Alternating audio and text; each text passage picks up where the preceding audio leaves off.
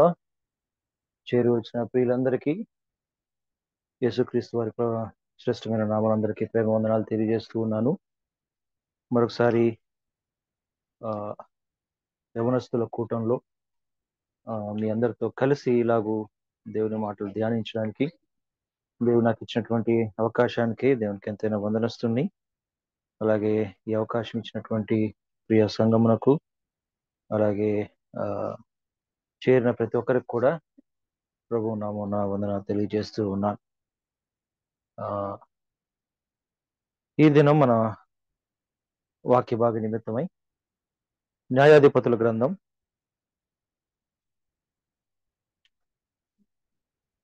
13వ అధ్యాయం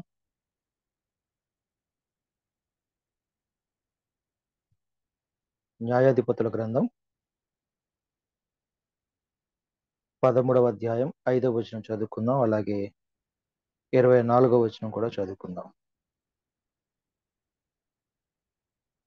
న్యాయాధిపతుల గ్రంథం 13వ అధ్యాయం 5వ వచనం అలాగే 24వ వచనం చదువుకుందాం. నీవు గర్భవతివై కుమారుని కందువు, అతని తల మీద మంగళకత్తి వేయకూడదు. ఆ బిడ్డ గర్భమున పుట్టినది మొదలుకొని దేవునికి నాజీరు చేయబడిన వాడై ఫిలిస్తీయుల చేతిలో నుండి ఇశ్రాయేలులను రక్షింప మొదలుపెట్టునని ఆమెతో అనగా. అలాగే 24వ వచనం. తర్వాత ఆ స్త్రీ కుమారుని కని అతనికి సంసోను అను పేరు పెట్టెను. ఆ బాలుడు ఎదిగినప్పుడు యెహోవా అతని ఆశీర్వదించెను. దేవుడి మాట మన కొరకై దీవించినట్లుగా చిన్న మాట ప్రార్థన చేసుకుందాం. కరుణా సంపన్నుడు మా ప్రియ పరలోకపు తండ్రి, మీ పాదముకు స్తోత్రములు ప్రభువా. మరొకసారి ఇలాగూ యవనస్తుల కూడికలో ఇలాగూ మీ సన్నిధిలో తల వంచడానికి ఇచ్చిన సహాయానికే స్తోత్రాలు. మరి మీ గడప యొద్ద కాచుకొని ఉన్నాం, మీ మాటలు చదువుకొని ఉన్నాం. చేరువచ్చిన యవన సమాజాన్ని అందరికీ కూడా కావలసినటువంటి ఆత్మ మేలు కలిగేటటువంటి మాటలు ప్రభువా మీరే దయచేయమని మీ సన్నిధిలో వేడుకుంటున్నాం. దేవా, మీ పక్షాన్ని నిలబడినటువంటి మీ దాసుని నేను దేనికి పనికిరాని వాడని, బలహీనుడను, అశక్తుడను.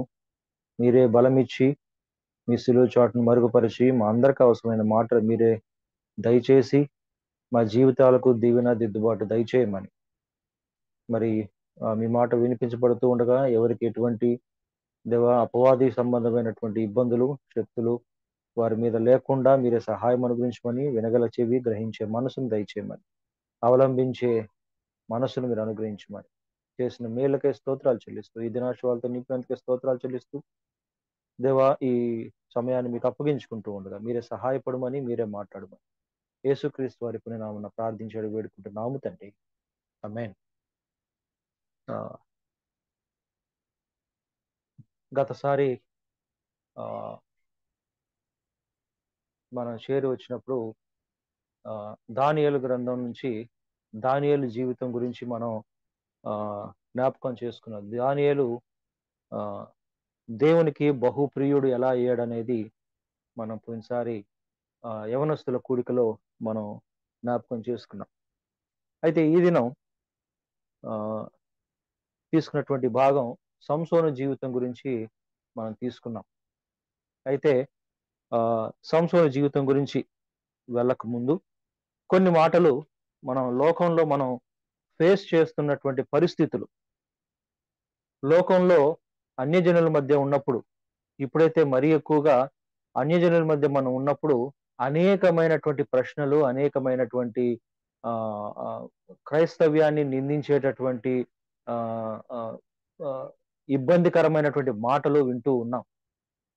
ప్రభు అయినటువంటి యేసుక్రీస్తు వారి యొక్క శక్తిని, ఆయన గొప్పతనాన్ని సవాలు చేస్తూ అనేక మంది మానవాళి, అన్యులైన వారు అనేక మంది సవాలు చేస్తూ మాట్లాడే వాళ్ళు చాలా మందిని చూస్తూ ఉన్నాం. అయితే కొన్నిసార్లు మనం సమాధానం చెప్పలేకపోతాం. అలాంటి చెప్పలేని సమాధానాలు, వాక్యం మనం సరిగ్గా తెలుసుకొని సరిగ్గా మనం ధ్యానం చేయగలిగితే అనేక మందికి మనం సమాధానం చెప్పవచ్చు. కానీ మన జీవితాల్లో వాక్యం వినడం, వాక్యం బోధించటం, వీటి మీద ఉన్నటువంటి శ్రద్ధ అన్యులైన వారికి సమాధానం చెప్పేటటువంటి జ్ఞానం కొరబడుతూ ఉంది. అయితే వారికి చెప్పడానికి మన ప్రభు అయినటువంటి యేసుక్రీస్తు వారి మన జ్ఞానం కొదువుగా ఉందని అడిగితే, వారితో ఎలా మాట్లాడాలని ప్రభువుని అడిగితే దేవుడు ఖచ్చితంగా మనకి సహాయం చేస్తాడు. అయితే ఆ సహాయం చేసినప్పుడు మనం ముందుగా వాక్యాన్ని తెలుసుకోవాలి. వాక్యాన్ని క్షుణ్ణంగా తెలుసుకోవాలి. కరెక్ట్‌గా తెలుసుకోవాలి. దాని భావం ఏంటి? దాని అర్థం ఏంటి? ఆ రోజు చెప్పబడినటువంటి ఉద్దేశ్యం ఏంటి? ఇవి కరెక్ట్‌గా తెలుసుకోవాలి. అయితే ఇలాంటి అనేకమైనటువంటి ప్రశ్నల్లో మనకొచ్చేటటువంటి ఒక ప్రశ్న ఏమిటంటే ఆహ్, మీ దేవుడు చాలా శక్తిమంతుడని చెప్తున్నారు. మీ దేవుడు చాలా గొప్పవాడని చెప్తున్నారు. మీ దేవుడు సర్వ సృష్టిని సృష్టించాడని చెప్తున్నారు. మీ దేవుడు చాలా మంది చనిపోయిన వారిని లేపాడని చెప్తున్నారు. మీ దేవుడు ఆహ్, ఆహ్, అపాయాల నుంచి తప్పిస్తాడని చెప్తున్నారు.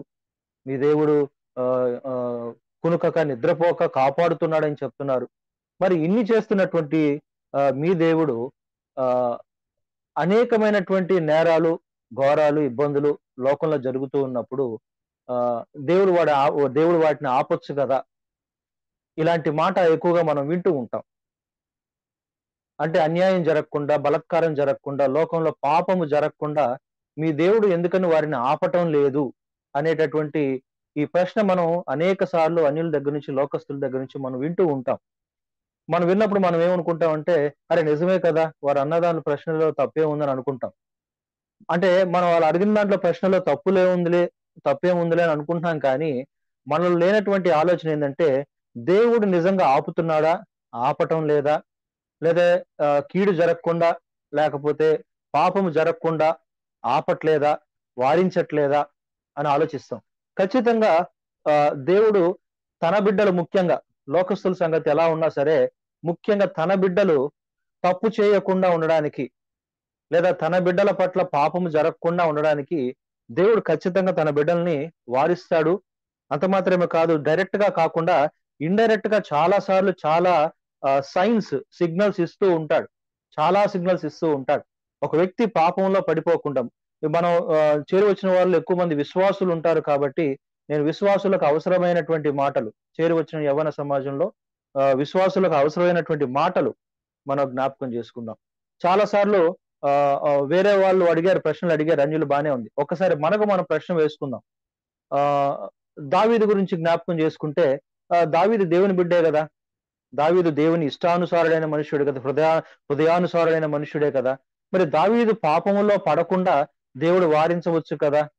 ఇట్లాంటి ఆలోచన మనకొస్తూ ఉంటది. అంటే అక్కడ దావీదు ప్లేస్‌లో మన పేరు పెట్టుకుంటే, మనం కూడా చాలా సార్లు ప్రభువుని అంగీకరించిన తర్వాత, ఆరాధన చేస్తున్న తర్వాత, వాక్యం వింటూ, సహవాసం చేస్తూ, అంత మాత్రమే కాదు, వాక్యము బోధించే వారిలో కూడా పాపములో పడిపోయే పరిస్థితులు నేటి క్రైస్తవ్యంలో మనం చూస్తూ ఉన్నాం. మరి మన జీవితంలో దేవుడు మనల్ని వారించడా?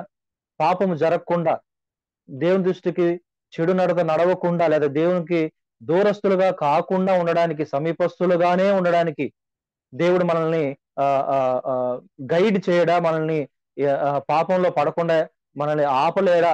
అనే ప్రశ్న మనకు కూడా అప్పుడప్పుడు తలెత్తుతూ ఉంటుంది. మరి మన హృదయంలో ఉన్నటువంటి పరిశుద్ధాత్మ దేవుడు అనేక పరిస్థితుల గుండా మనం వెళ్తూ ఉన్నప్పుడు, మన ఆదరణకర్తగా మన హృదయంలో ఉన్నటువంటి పరిశుద్ధాత్మ దేవుడు ఏది తప్పు, ఏది ఒప్పు, దేవునికి ఏది నచ్చుతుంది, ఏది నచ్చదో అనేకమైనటువంటి విషయాల గురించి మనకు చెప్తూనే ఉన్నాడు. కానీ మనం చాలా సార్లు ఆ విషయాలు మనం ఎరగనటువంటి పరిస్థితిలో, గుర్తించినటువంటి పరిస్థితిలో మనం ఉన్నాం. పైగా పాపము జరిగిన తర్వాత చాలా సార్లు మనకొచ్చేటటువంటి ఆలోచన ఏంటంటే, ఎంతసేపటికి ఆ తప్పు చేయడానికి మరొకరు కారణం, మరి ఎవరో కారణం అని ప్రక్కవారి మీద తోసేస్తూ ఉంటాం. ఎట్లా అంటే, వాళ్ళు చేసిన దాన్ని బట్టి నేనిలా జేశాను. వాళ్ళు ఈ తప్పు చేయకుండా ఉండుంటే నేను పాపంలో పడేవాడిని కాదు. ఇలాగూ ప్రక్కవారి మీద తోసివేసేటటువంటి అలవాటు మానవ జీన్స్‌లోనే ఆది నుండే వచ్చింది. ఆదాము నుండే వచ్చింది. ఆదాము విషయం గురించి జ్ఞాపకం చేసుకుంటే, ఆదామును కూడా పాపం చేసినప్పుడు దేవుడు అడిగాడు. "ఏం ఆదాము, నిన్ను తినవద్దన్న పండు నువ్వెందుకు తిన్నావు" అనంటే, వాస్తవానికైతే చెప్పవలసిన మాట ఏందంటే, "అయ్యా, పొరపాటయింది, నన్ను క్షమించు" అని అనవలసినటువంటి ఆదాము ఏం చెప్పాడనంటే, "నీవు నాతో నుండుటకు ఈ స్త్రీ నాకియ్యగా నేను తింటిననెను." ఆ మాట ఆదికాండం మూడో అధ్యాయంలో కనపడుతుంది. ఆ స్త్రీ నాకిస్తే నేను తిన్నాను. అంటే వెంటనే ఎవరి మీద తోస్తున్నాడనంటే, అవ్వ మీద తోస్తున్నాడు. దాంట్లో మరొక కోణం జూస్తే, ఆ స్త్రీని నాకిచ్చింది నీవే కాబట్టి నీది కూడా కొంత పొరపాటుందని ఇండైరెక్ట్‌గా దేవుణ్ణి నిందిస్తూ ఉన్నాడు. దేవుణ్ణి నిందిస్తూ ఉన్నారు.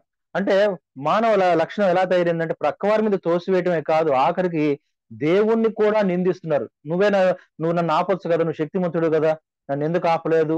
ఇట్లా చాలా సార్లు విశ్వాసుల్లో ఉండే వాళ్ళు పాపంలో పడిపోయినప్పుడు సమర్థించుకోవడానికి, జస్టిఫై చేసుకోవడానికి చాలా సార్లు వ్యక్తులను నిందించడమే కాదు, దేవుణ్ణి కూడా నిందించేవారు ఉన్నారు. అయితే హృదయంలో ఉన్నటువంటి పరిశుద్ధాత్మ దేవుడు మనకు ఎన్నిసార్లు ఎన్ని సూచనలు ఇస్తున్నాడో, ఎన్ని పరిస్థితులు గుండా మనం వెళ్తున్నప్పుడు ఎన్ని పరిస్థితుల్లో మనల్ని వారిస్తున్నాడో మనం అర్థం చేసుకోలేని పరిస్థితుల్లో ఉన్నాం. ఎందుకనంటే ఒక గొప్ప దైవజనుడు బీజే వేదనాయకం గారని హైదరాబాద్ లో ఉండేవారు, ఆయన చనిపోయారు. ఆయన ఎప్పుడు కూడా ఒక మాట చెప్తూ ఉంటాడు. అపవాది పాపము చేయడానికి మనల్ని తొందర పెడుతూ ఉంటాడు. మనల్ని ఆలోచించుకునే అవకాశం ఇవ్వకుండా మనల్ని తొందర పెడతారు.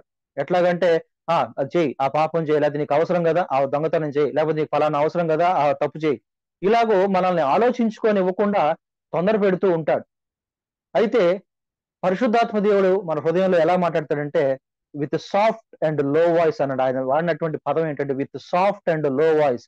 దేవుడు మెల్లనైన స్వరముతో శుతిమెత్తంగా సున్నితంగా మనకి నీవు దేవుని బిడ్డవు కదా, నీవు అలా చేయకూడదు కదా, నువ్వు చేస్తే దేవుడు చింతిస్తాడు కదా, దేవుడు బాధపడతాడు కదా, నువ్వు దేవుణ్ణి బాధ పెట్టిన వాడు అవుతావు కదా, ఆయన గాయాలు రేపిన వాడిని అవుతావు కదా అని చాలా స్మూత్ గా, చాలా సుకుమారంగా పరిశుద్ధాత్మ దేవుడు మనకి ఆ మాటలు చెప్తూ ఉంటాడు.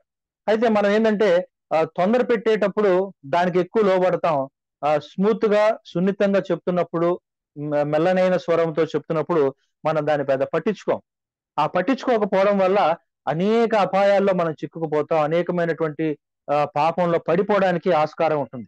అయితే అయినా కూడా పాపంలో పడిపోయినా కూడా దేవుడు విడిచిపెట్టేవాడు కాదు. ఎందుకంటే ఆయన ప్రేమ స్వరూపి కాబట్టి, తన బిడ్డలు తన ప్రాణం పెట్టి కొనుక్కున్న వాళ్ళు కాబట్టి, తన రక్తం ఇచ్చి కొనుక్కున్న వాళ్ళు కాబట్టి ఆయన ఎప్పుడు కూడా తన బిడ్డలను విడిచిపెట్టేవాడు కాదు. అయితే ఆ ఆ పరిశుద్ధ గ్రంథంలోకి చూస్తే చాలా మంది తన భక్తుల విషయంలో పాపము జరగకుండా అన్యులైన వారిని వారించాడు, తన బిడ్డలైన వారిని వారించాడు, లేదా అన్యులైన వారు రక్షించబడడం కోసం వారిని పాపంలో ఉన్న వారిని వారికి ఒక అవకాశం ఇచ్చినటువంటి సందర్భాలు ఉన్నాయి. ఇలా చాలా ఉన్నాయి. ఉదాహరణకు చూస్తే మొదటి వ్యక్తిని మనం జ్ఞాపకం చేసుకుంటే ఆదికాండముల గ్రంథం 20వ అధ్యాయంలో చూస్తే 1 నుంచి 15 వరకు చూస్తే అబ్రహాము శారాతో ఐగుప్తు దేశానికి వెళ్ళినట్టుగా చూడగలం. అయితే ఐగుప్తు దేశానికి దేవుని చిత్తం ఏందో తెలుసుకోకుండా సొంత ఆలోచనతోటి ఆ దేశానికి వెళ్ళాడు. దేవుడు వెళ్ళమనకుండానే, లేదా దేవుని ఆ చిత్తము లేకుండానే వెళ్ళాడు. వెళ్తే అక్కడ శారాని తన చెల్లిగా అక్కడ చెప్పడం వల్ల రాజు అయినటువంటి అబీమెలెకు శారాని తీసుకుని వచ్చి తన అంతఃపురంలో ఉంచుకుంటాడు. అయితే ఆ 3వ వచనం చూస్తే 20వ అధ్యాయం 3వ వచనం చూస్తే మనకు అర్థమవుతుంది. ఒకసారి చూద్దాం. ఆదికాండముల గ్రంథం 20వ అధ్యాయం 3వ వచనం 2 నుంచి చదువుకుందాం. అప్పుడు అబ్రహాము తన భార్య అయిన శారాను గూర్చి ఈమె నా చెల్లెలని చెప్పాను గనుక గెరారు రాజు అయిన అబీమెలెకు శారాను పిలిపించి తన ఇంట చేర్చుకొనెను. అయినను రాత్రి వేళ దేవుడు స్వప్నమందు అబీమెలెకు నొద్దకు వచ్చి నీవు నీ ఇంట చేర్చుకొనిన స్త్రీ ఒక పురుషునికి భార్య గనుక ఆమె నిమిత్తము నీవు చచ్చిన వాడవు సుమి అని చెప్పెను. అయితే అబీమెలెకు ఆమెతో పోలేదు గనక అతడు ప్రభువా ఇట్టి నీతి గల జనమును హతము చేయుదువా. ఈ మాటలు చదువుతున్నప్పుడు దేవుడు మొదటిగా శారాని తాకకుండా, శారాని ఇబ్బంది పెట్టకుండా అబ్రహాము అనే గొప్ప వ్యక్తి భార్య అని రాజైనటువంటి అబీమెలెకుకి స్వప్నమందు కనపడి అతడు ఆమెతో పాపము చేయకుండా ఉండుటకు దేవుడు అతనికి వారించినట్టుగా చూడగలం, లేదా ఒక సూచన ఇచ్చినట్లుగా చూడగలం. నీవు చేస్తే నువ్వు ఫలానా చచ్చిన వాడుగా ఉంటావు, నీ పరిస్థితి అంతా తారుమారైపోతుంది, ఇప్పుడున్నటువంటి పరిస్థితి లాగా ఉండదని సూచన ఇచ్చాడు దేవుడు. అయితే సూచన ఇచ్చినప్పుడు అబీమెలెకు ఆ మాటకు లోబడ్డాడు, దేవుని చిత్తానికి లోబడ్డాడు, లేదా దేవుడు ఇచ్చినటువంటి ఆ మాటని దాటి పాపములో పడకుండా, పాపము చేయకుండా, దేవుని బిడ్డలను అవమానపరచకుండా తను ఆ విషయంలో వెనక్కి తగ్గాడు. కాబట్టి అతనికి ఎటువంటి కీడు సంభవించలేదు, లేదా అబ్రహాము శారాలకు కూడా ఎటువంటి ఇబ్బంది కలగకుండా దేవుడు అక్కడ వారించాడు. అయితే ఆ విషయంలో ముందుగా దేవుడు అబీమెలెకు రాజైన అబీమెలెకు అతనికి ముందుగా ఒక సిగ్నల్ ఇచ్చాడు, నువ్వు చేయొద్దు, ఈ పాపం చేయొద్దు అని ముందుగా చెప్పాడు. రెండవది చూస్తే మరొక సందర్భం చూస్తే యోనా గ్రంథం మనకు తెలిసినటువంటి యోనా గ్రంథంలో యోనాకు దేవుడు చెప్పాడు, నినివే ప్రజల యొక్క దుర్మార్గం గురించి, వారి అరాచకాల గురించి దేవుడు వారితో చెప్పాడు. నీవు వెళ్ళి వారికి సువార్త చెప్పు. వారు గనక మారు మనసు పొందితే నేను పశ్చాత్తాపడి చేస్తానన్న కీడు వారికి చేయకుండా విడిచిపెడతాను అని ఒక ఒక సిగ్నల్ లాగా యోనాను పంపించాడు. యోనా వెళ్ళాడు. మొదట వెళ్ళలే కానీ తర్వాత వెళ్ళాడు. వెళ్ళి 3 దినాలు ఆ నినివే పట్టణం చుట్టూ తిరిగి సువార్త ప్రకటించాడు. దేవుడు చెప్పమన్నటువంటి మాట చెప్పాడు. చెప్పిన తర్వాత ఆ 1,20,000 మంది జనాభా ఉన్నటువంటి ఆ నినివే ప్రజలు మొత్తం, రాజు మొదలుకొని పశువుల వరకు ప్రతి ఒక్కరు కూడా గోనె పట్ట కట్టుకొని బూడిదలో కూర్చొని వారు పాపం నుంచి మరలుకున్నారు కాబట్టి వారు రక్షించబడ్డారు. అంటే ముందుగా దేవుడు శిక్షించే ముందు, పాపంలో పడిన తర్వాత శిక్షించే ముందు, లేదా పాపంలో పడకుండా ఉండడానికే, పాపంలో పడిన తర్వాత కూడా దేవుడు పాపిని ప్రేమిస్తాడు కానీ పాపాన్ని ప్రేమించాడు. మనం చాలా సార్లు చాలా మంది ఏం చెప్తారంటే, పాపులు ఇలాంటి ఘోరమైన పాపుల్ని మీ దేవుడు ప్రేమిస్తున్నాడని అనిల్ జనులు అంటూ ఉంటారు. దేవుడు నిజమే, ఎంత ఘోర పాపినైనా దేవుడు ప్రేమిస్తాడు కానీ ఎలాంటి చిన్న పాపాన్ని కూడా దేవుడు ప్రేమించాడు. పాపిని ప్రేమించే దేవుడు పాపం నుండి ఆ పాపి బయటికి వచ్చి పరిశుద్ధుడుగా కావాలని కోరుకుంటాడే తప్ప ఆ పాపంలోనే ఉండాలని కోరుకోడు. అయితే పాపంలో పడకుండా ఉండడానికి ముందుగానే ఆయన సిగ్నల్ ఇస్తూ ఉంటారు. కొంతమంది తెలుసుకుంటారు, కొంతమంది తెలుసుకోరు. అయితే నినివే ప్రజలు యోనా చెప్పినటువంటి మాటలు, దేవుని మాటలు యోనా చెప్పగా దానికి లోబడ్డారు. గొప్ప ఉపద్రవం నుంచి వారు తప్పించబడ్డారు. అయితే మరొక సంఘటన మనం జ్ఞాపకం చేసుకుంటే, నోవహు కాలంలో కూడా, ఆదికాండం 5-6 అధ్యాయాల్లో చూస్తే నోవహు కాలంలో కూడా దేవుడు చెప్పాడు, భూమి దేవుని దృష్టికి బహుగా చెడిపోయింది కాబట్టి దేవుడు అన్నాడు, ఈ భూమిని మొత్తాన్ని జలప్రలయంతో మొత్తం నాశనం చేస్తాను. కాబట్టి నీ వెళ్ళి ఈ లోకంలో ఉన్న ప్రతి ఒక్కరికి, అప్పటికి లోకమంతా లేదు కానీ, భూమి అంతా లేదు కానీ కొంతవరకు వారు విస్తరించి ఉన్నారు కాబట్టి వారందరికి చెప్పమన్నాడు. 120 సంవత్సరాలు నోవహు వారందరికీ స్వార్థ ప్రకటించాడు. అయ్యా రండి, జలప్రలయం వస్తుంది, రండి రండి, ఓడ చేస్తున్నాం, దేవుడు ఇలా చెప్పాడు, రమ్మని చెప్పాడు. వారికి ఎక్కువ టైం ఇచ్చాడు. అయితే ఆ ఎక్కువ టైంలో కనీసం ఒక్కరు కూడా నోవహు కుటుంబం కాకుండా ఒక్కరు కూడా దేవుని మాటలు, దేవుడు ఇచ్చేటటువంటి సిగ్నల్స్ తీసుకోలేదు, వారు వినలేదు. ఆఖరికి ఏం జరిగిందో మన అందరికీ తెలుసు. నోవహు కుటుంబం మొత్తం 8 మంది తప్ప, ఆ మాట విని వచ్చినటువంటి నోరు లేని జీవాలు తప్ప మిగతా మనుషులందరూ ఆ జలప్రలయంలో మరణించారు. మొత్తం భూమి అంతా తుడిచిపెట్టుకుపోయింది. అయితే ఈ 3 సందర్భాలు మనం జ్ఞాపకం చేసుకుంటూ ఉంటే, అబ్రహాం విషయంలో, లేకపోతే యోనా విషయంలో, నినివే ప్రజల విషయంలో చూస్తే దేవుడిచ్చేటటువంటి సిగ్నల్స్ ముందుగానే తెలుసుకున్నారు కాబట్టి పాపంలో పడకుండా, దానివల్ల వచ్చే శిక్షలో పడకుండా దేవుడు వారిని రక్షించినట్టుగా చూడగలం.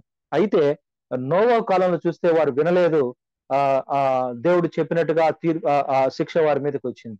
అయితే మనం చదువుకున్నటువంటి ఈ అంశం న్యాయాధిపతుల గ్రంథంలో ఉన్నటువంటి సంసోను జీవితం గురించి జ్ఞాపకం చేసుకుంటే, అందరికీ సంసోను జీవితం అందరికీ తెలిసినటువంటి అంశమే, కొత్త మాటలేం కాదు, తెలిసిన మాటలే, అనేక సార్లు విన్నవి, అనేక సార్లు అనేక మంది మాట్లాడినటువంటి మాటలే. అయితే కొద్దిగా డిఫరెంట్ గా, కొద్దిగా ఇది కూడా చేసే ఉంటారు కానీ, ఇది కూడా ఆలోచన చేసి ఉంటారు కానీ, మరొకసారి జ్ఞాపకం చేసుకుందాం. నేను తెలిసినటువంటి మాటలే మరొకసారి జ్ఞాపకం చేసుకుందాం. సంసోను గురించినటువంటి చరిత్ర చూస్తే న్యాయాధిపతుల గ్రంథంలో సంసోను ఒక న్యాయాధిపతిగా మనం చూడవచ్చు. న్యాయాధిపతుల కాలం మనం జ్ఞాపకం చేసుకుంటే 350 సంవత్సరాల కాలం పాటు న్యాయాధిపతులు ఇశ్రాయేలీయులను ఏలినట్టుగా చూడవచ్చు. ఐగుప్తు నుంచి ఇశ్రాయేలును విడిపించిన తర్వాత మోషే నాయకత్వాన దేవుడు వారిని పాలు తేనెలు ప్రవహించే దేశానికి తీసుకొని వచ్చిన తర్వాత, ఎవరెవరి గోత్రాలకు వారి స్వాస్థ్యాలు పంచి ఇచ్చిన తర్వాత, వారి మీద ఏలుటకు న్యాయాధిపతుల వ్యవస్థ మోషే ఉన్నప్పుడే, అరణ్యంలో వస్తున్నప్పుడు మోషే మామైనటువంటి ఇత్రో అక్కడ అరణ్యంలో అతను కలుసుకున్నప్పుడు వారికి వాదము తీర్చుటకు, న్యాయము చెప్పుటకు న్యాయాధిపతుల వ్యవస్థను అరణ్యంలోనే మొదలు పెట్టడం జరిగింది. ఆ అరణ్యంలో మొదలు పెట్టిన తర్వాత అది కొనసాగుతూ తర్వాత న్యాయాధిపతులుగా అనేక మందిని దేవుడు వారికి అనుగ్రహించాడు. అయితే ఎంతమంది న్యాయాధిపతులు అంటే 12 మంది న్యాయాధిపతులను దేవుడు వారికి అనుగ్రహించాడు. ఈ 12 మంది న్యాయాధిపతులు 350 సంవత్సరాల పాటు ఇశ్రాయేలుల మీద ఏలికలుగా ఉన్నారు. అయితే ఈ న్యాయాధిపతుల గ్రంథంలో ఈ 12 మంది న్యాయాధిపతుల్లో 6 మంచి న్యాయాధిపతులు, 6 చెడ్డ న్యాయాధిపతులు మనం చూడవచ్చు. 6 మంచిగా దేవుని చిత్తానికి లోబడిన వారు ఉన్నారు, 6 అంతగా దేవునికి లోబడిన వారుగా కనపడరు. అయితే ఈ న్యాయాధిపతుల పరిస్థితి జ్ఞాపకం చేసుకుంటే ఆ టైంలో ఇస్రాయేల్ ప్రజలకు ఉన్నటువంటి పరిస్థితి ఎలాగుందనంటే వారు 7 సార్లు శాంతానికి గురయ్యారు. శాంతం అంటే ప్రశాంతంగా వారి జీవితం ఉంది. అంటే ఆత్మీయ స్థితి మంచి ఉన్నతమైన స్థితిలో ఉన్నారు. దేవునికి ఇష్టలుగా జీవించారు. 7 సార్లు అప్స్ కనపడుతది. 7 సార్లు డౌన్స్ కనపడతాయి. 7 సార్లు శాపానికి గురైనట్టుగా, ఇబ్బందికి గురైనట్టుగా చూడగలం. అంటే 7 సార్లు దేవుని నుండి ప్రశంసలు పొందితే, 7 సార్లు దేవుని నుండి కోపాన్ని పొందారు. అంటే 7 సార్లు అప్స్, 7 సార్లు డౌన్స్. అంటే ఇది మన జీవితానికి అన్వయించుకుంటే 7 సార్లు ఆత్మీయంగా ఉన్నతమైన స్థాయికి వెళ్ళడం, 7 సార్లు ఆత్మీయ స్థితిలో నుంచి పడిపోయినటువంటి పరిస్థితిని జ్ఞాపకం చేసుకోవచ్చు. అయితే ఈ 12 మంది న్యాయాధిపతుల కాలంలో ఒక న్యాయాధిపతి గురించి జ్ఞాపకం చేసుకుంటే, ఈ ఇశ్రాయేలు ప్రజల పరిస్థితి ఎలా ఉండేదంటే, వారు చాలా శాంతంగా ఉంటారు. ప్రశాంతంగా ఉంటారు. శాంతంగా ఉన్నప్పుడు empty mind is the devil's workshop అంటారు. ఖాళీ బుర్ర దయ్యాల కార్ఖానా అని తెలుగులో ఒక సామెత ఉంది. ఖాళీగా ఉన్నవాడికి ఏదో ఒక పనికిమాలిన పని చేయాలన్న ఆలోచన వస్తుందంట. అంటే ఖాళీ బుర్ర దయ్యాల కార్ఖానా అంటారు. Empty mind is the devil's workshop. అయితే శాంతంగా ప్రశాంతంగా దేవుడు వాళ్ళకి అన్ని ఆహారం ఇచ్చి, అన్ని బాగుండి, సస్యశ్యామలత ఇచ్చి, అనారోగ్యం రాకుండా అన్ని కాపుదలు ఇస్తున్నప్పుడు వీరు ఏదో ఒక పని చేసి పాపం చేయటం జరుగుతుంది. శాంతంగా ఉన్నవారు పాపం చేస్తారు. పాపం చేసిన వెంటనే దేవుడు కోపం చూపిస్తాడు. కోపం చూపించిన కోపంలో ఆయన శాపాన్ని దేవుడు వాళ్ళకి ఇస్తాడు.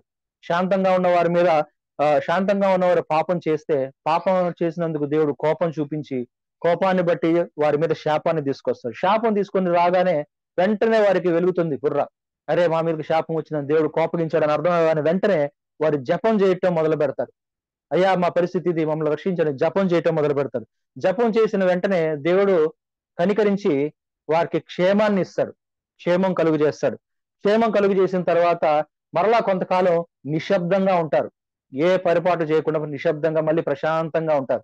శాంతంగా ఉన్నప్పుడు మరలా పాపం చేస్తారు. దేవుని కోపానికి గురవుతారు. శాపం తెచ్చుకుంటారు. మళ్ళా జపం చేస్తారు. మళ్ళీ దేవుడు వారు జపం చేయగల దేవుడు కనికరించి క్షేమం ఇస్తాడు. క్షేమం ఇచ్చిన తర్వాత మళ్ళీ ప్రశాంతత. ఇది వారి లైఫ్ సైకిల్. ఇశ్రాయేలుల లైఫ్ సైకిల్ ఎలా ఉండేదంటే, ఇదే పరిస్థితిలో శాంతంగా ఉండడం, పాపం చేయటం, దేవుని కోపం తెచ్చుకోవటం, కోపం ద్వారా శాపాన్ని పొందటం, తర్వాత జపం చేయటం, జపం చేసిన తర్వాత దేవుని నుండి క్షేమం పొందటం, క్షేమం పొందిన తర్వాత మరలా ప్రశాంతం, నిశ్శబ్దం, ప్రశాంతం.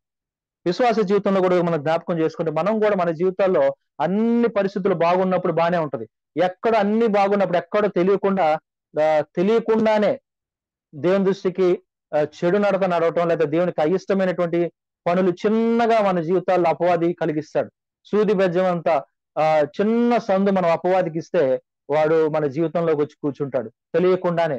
అయితే దేవుని నుండి మనం పాపం చేసి దేవుని నుండి శాపం పొందే పరిస్థితి, దేవునికి కోపం తెప్పించే పరిస్థితులు చేయగానే మళ్ళీ మనం పరిస్థితులను బట్టి, అయ్యా మమ్మల్ని రక్షించు, నేను చేసిన పొరపాటు నన్ను మన్నించు, సరి చేసుకోవడానికి సహాయం చేయని మనం వేడుకోగానే వెంటనే ఆయన మనం రక్షించి క్షేమాన్ని కలుగు చేస్తాడు. క్షేమం కలుగు చేసిన తర్వాత మళ్ళీ ప్రశాంతత రాగానే మళ్ళీ మనం కూడా ఇదే సైకిల్. దేవుని బిడ్డలు ఒక్కసారి దెబ్బతిన్న తర్వాత రెండోసారి బుద్ధి తెచ్చుకోవాల్సినటువంటిది. దేవుని బిడ్డలు ఇశ్రాయేలీయుల వలె పలుమార్లు దేవునికి కోపం తెప్పించి శాపానికి గురైనటువంటి పరిస్థితులు మనం చూడవచ్చు. ఈ న్యాయాధిపతుల కాలంలో కూడా ఎక్కువగా ఇలాంటి పరిస్థితి కనపడుతూ ఉంది. అయితే మనం చదువుకున్నటువంటి సంసోను గురించినటువంటి వివరాలు జ్ఞాపకం చేసుకుంటే, సంసోను జీవితం 4 అధ్యాయాల్లో కనపడుతుంది. 13వ అధ్యాయంలో మొదలవుతుంది. కరెక్ట్ గా చెప్పాలంటే 13వ అధ్యాయం అంతా కూడా ఆయన పుట్టుకు సంబంధమైనటువంటి పరిస్థితి. ఆఖరి వచనాల్లో చూస్తే 24వ వచనంలో ఆయన జన్మించడం జరుగుతుంది. 14 నుంచి చూస్తే ఆయన ప్రస్థానం మొదలవుతుంది. అయితే అతని గురించినటువంటి వివరాలు 4 అధ్యాయాల్లో ఉన్నాయి. 13 నుంచి 16 వరకు చూడవచ్చు. 96 వచనాల్లో సంసోను జీవితం మొత్తం మనకు కనపడుతుంది. అయితే ఈ 4 అధ్యాయాలను మనం జ్ఞాపకం చేసుకుంటే, న్యాయాధిపతుల గ్రంథం 13వ అధ్యాయంలో మనకి ఏం కనపడుతుందంటే, ఆరంభం కనపడుతుంది, అభిషేకం కనపడుతుంది. 13వ అధ్యాయంలో మనకి ఆరంభం కనపడుతుంది, అభిషేకం కనపడుతుంది.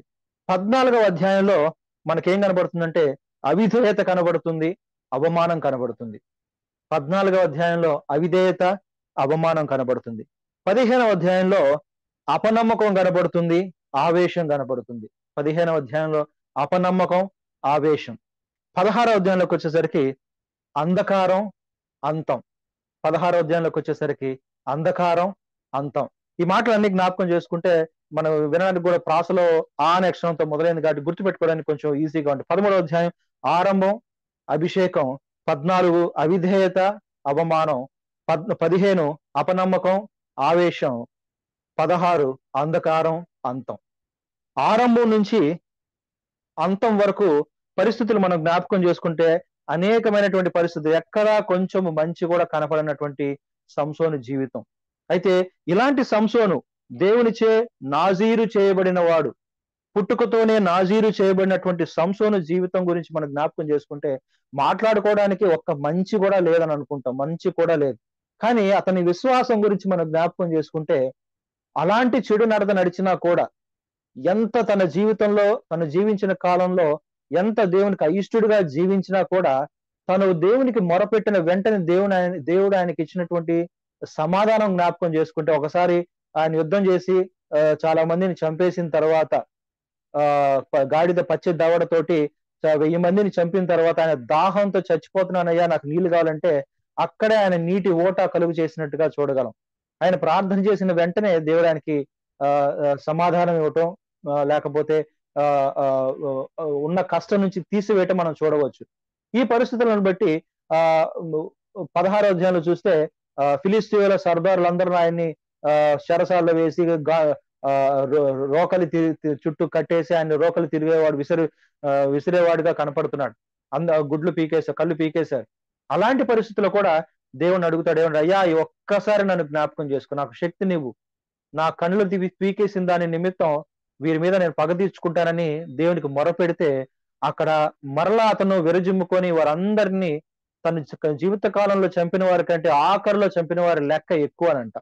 అంటే అక్కడ కూడా ఆయన మరలా దేవునికి మొరపెడుతున్నాడంటే, నా జీవితం ఇంత దేవునికి అయిష్టంగా ఉన్నా కూడా, కానీ నేను ప్రార్థన చేస్తే నా దేవుడు వింటాడు అనే విశ్వాసం సంసోను జీవితంలో ఉంది. ఆ ఒక్క విశ్వాసాన్ని బట్టే మనం జ్ఞాపకం చేసే ఆయన బలం ఏంటంటే ఆ ఒక్క విశ్వాసం. ధైర్యము, బలము, శరీర సౌష్ఠ్యం బాగుంది, కానీ అన్నిటికంటే ముఖ్యమైనది విశ్వాసం ఉంది. అందుకని హెబ్రీ పత్రికలో 11వ అధ్యాయంలో ఉన్నటువంటి విశ్వాస వీరుల పట్టిలో 35 మంది విశ్వాస వీరులు ఉన్నారు. వారిలో సంసోను కూడా ఒకటిగా మనకు కనపడతాడు. ఎందుకనంటే నేను ఇంత దౌర్భాగ్యుడనైనా కూడా నేను మొరపెడితే నా దేవుడు నాకు సమాధానం ఇస్తాడనే ఒక గొప్ప విశ్వాసం సంసోను జీవితంలో మనం చూడవచ్చు.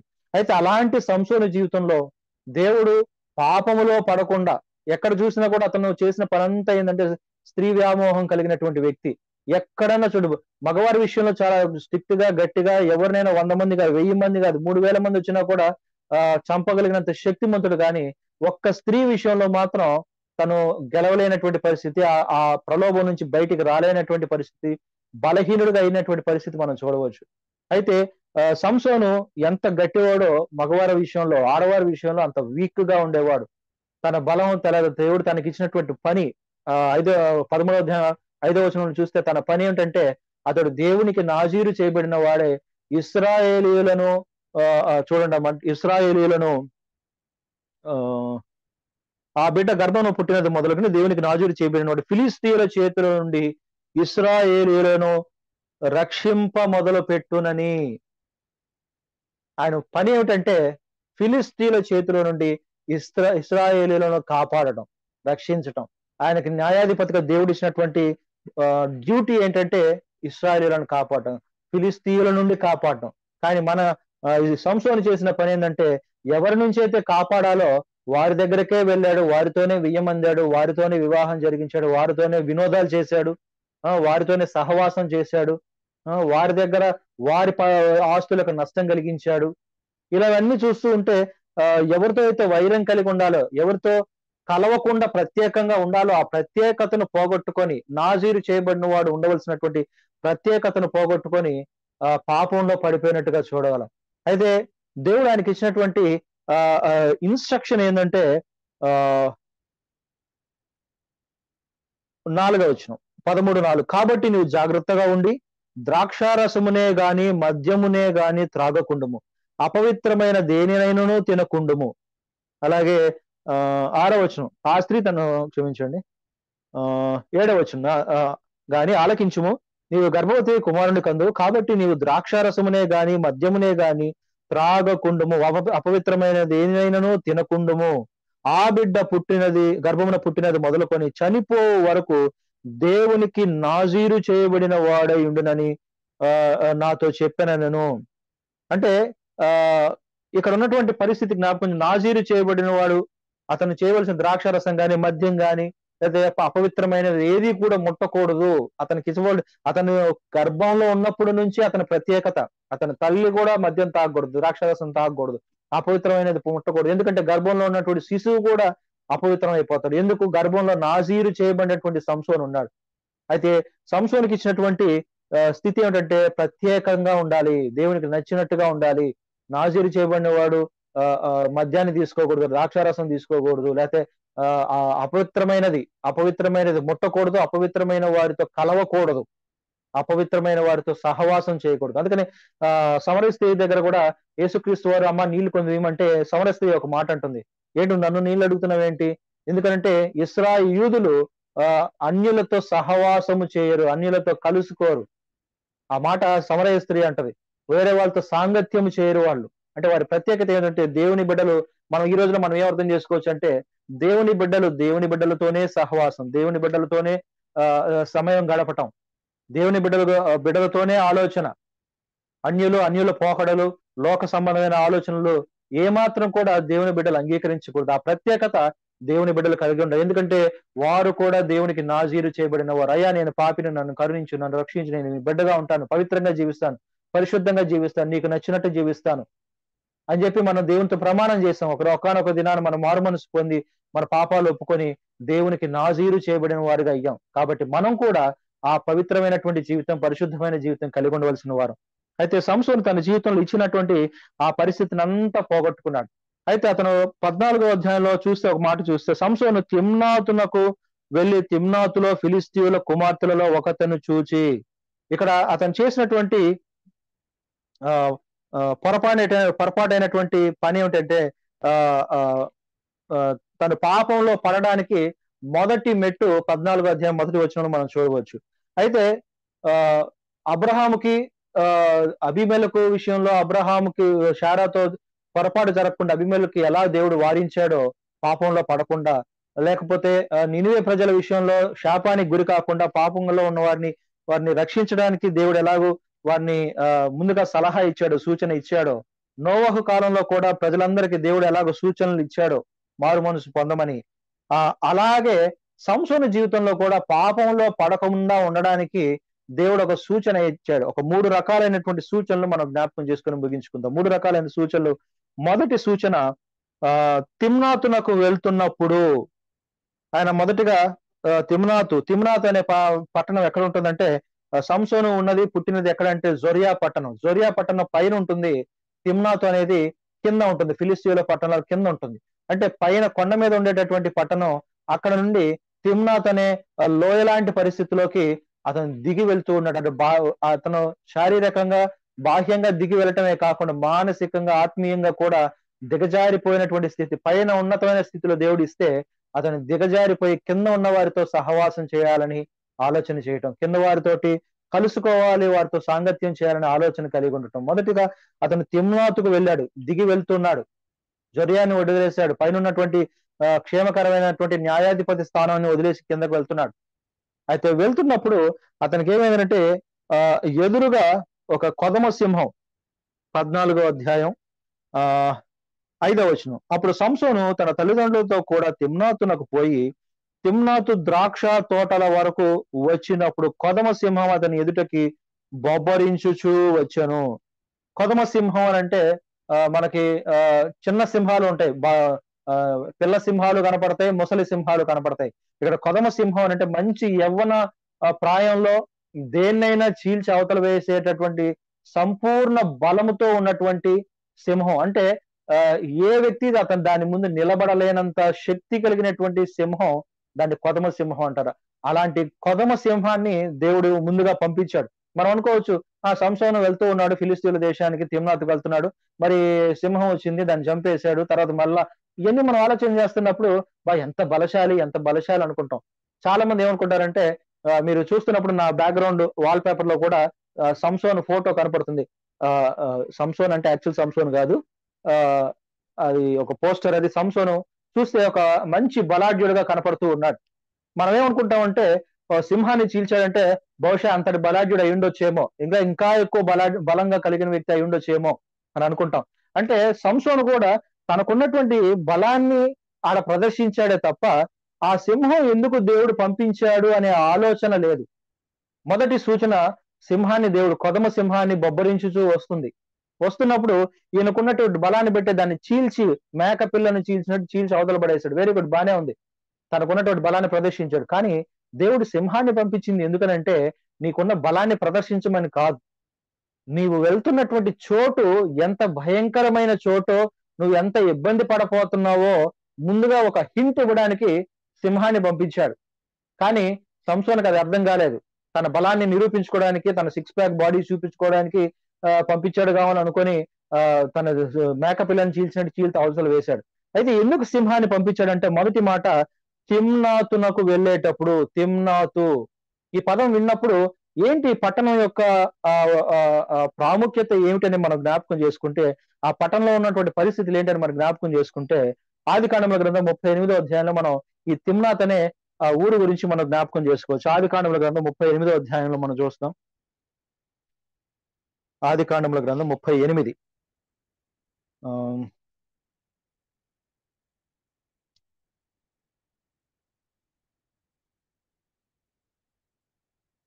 13వ వచనం. 38వ అధ్యాయం 13వ వచనం. దాని మామ తన గొర్రెల బొచ్చు కత్తిరించుటకు తిమ్నాతునకు వెళ్ళుచున్నాడని తామారునకు తెలుపబడెను. తన మామ అయినటువంటి యూదా గొర్రెల బొచ్చు కత్తిరించుటకు తిమ్నాతునకు వెళ్ళుచున్నాడని తామారునకు తెలుపబడెను. ఏమిటి యూదా తామారు ఉదాంతం మనందరికి తెలిసినటువంటి సంగతి. యూదా తామారు విషయం ఏంటంటే, యూదా అనే వ్యక్తికి ముగ్గురు కుమారులు, ఏరు, ఓనాను, షేల అనే ముగ్గురు కుమారులు ఉన్నారు. ఏరుకి తామారు నుంచి పెళ్లి చేశాడు. క్లుప్తంగా అక్కడ ఉన్నటువంటి సంగతి క్లుప్తంగా నేను త్వరగా మీ ముందుకు తీసుకొని వస్తాను. ఏరును ఒక పిచ్చి పెళ్లి చేస్తే అయితే అతడు మరణించడం జరుగుతుంది. ఒకసారి చూద్దాం.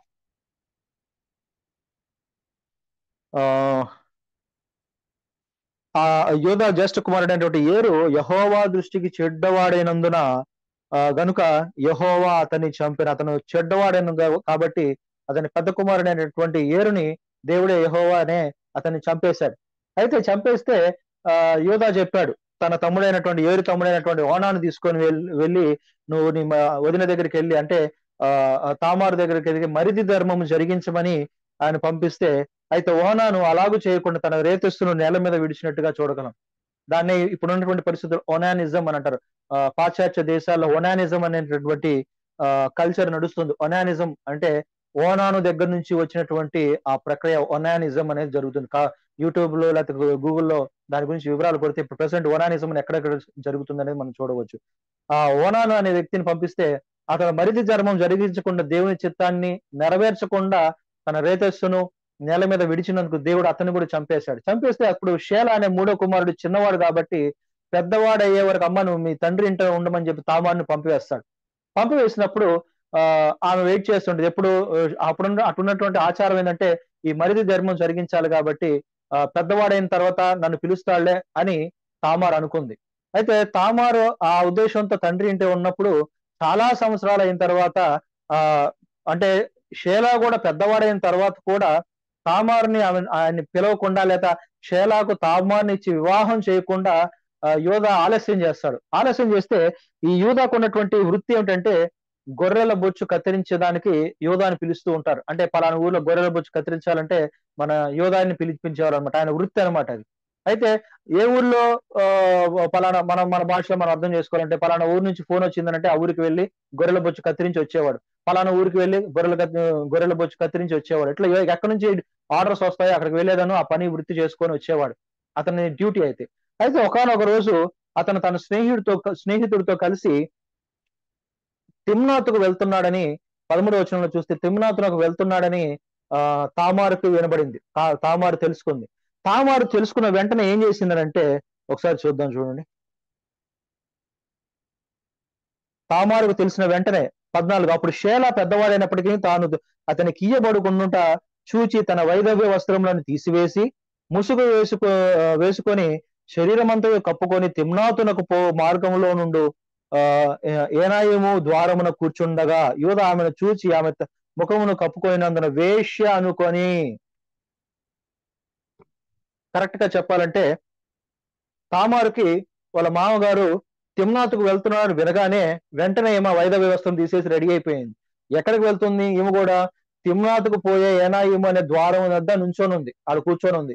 ఎందుకు కూర్చొని ఉందనంటే ఆమె మొత్తం ఆ వస్త్రాలను తీసి మొత్తం అంతా కప్పుకుంది. ఎందుకంటే వేరే ఏ ఊరికి పోయేటప్పుడు ఈమె గనక వెళితే అక్కడ తన మామ తన గుర్తుపడతాడేమో అనే ఉద్దేశంతో ఎక్కడా కూడా ఆమె ప్రయత్నం చేయలే.